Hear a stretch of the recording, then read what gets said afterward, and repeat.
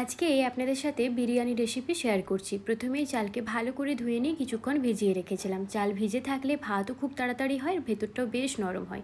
এরপরে আমি ভাতটা যখন করতে দিয়েছি, বেশ কিছুটা লবণ আর কিছুটা ঘি দিয়ে ফুটতে দিয়েছি। আর এদিকে চিকেনটা ম্যারিনেশন করে নিচ্ছি। তার জন্য রেগুলার মশলা যেমন লবণ, ধনে গুঁড়ো, জিরে গুঁড়ো, লঙ্কার গুঁড়ো আর বেশ কিছুটা দই আর বিরিয়ানির মশলা দিয়ে ম্যারিনেশনে রেখেছি। এদিকে আলুটা সেদ্ধ করতে দেবো বেশ কিছুটা টক দই আর একটু লবণ আর কিছুটা ফুড কালার দিই। একটু টক দই দিয়ে সেদ্ধ করলে দেখবেন আলুগুলোর টেস্ট খুব বেড়ে যায়। আর এই দিকে আমি চিকেনটা কষিয়ে নেব। প্রথমেই তেল গরম করে নিয়ে ভালো করে পেঁয়াজটাকে লাল করে নিয়েছি আর অল্প কিছুটা চিনি দিয়েছিলাম। এরপরে ম্যারিনেট করা যে চিকেনটা ছিল, সেই চিকেনটার মধ্যে চিকেন ধোয়া জল দিয়ে তাকে একদম অল্প আঁচে আমি হতে দিয়েছিলাম, যাতে ওই জলের মধ্যেই হয়ে যায়।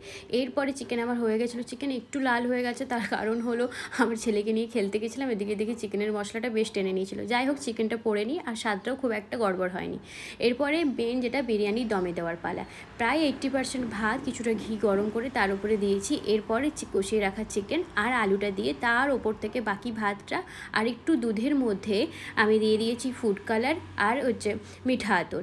ব্যাস, বাকিটা একদম ভারী কিছু দিয়ে চাপা দিয়ে আমি একদম ঢেকে রেখেছিলাম বেশ কিছুক্ষণ।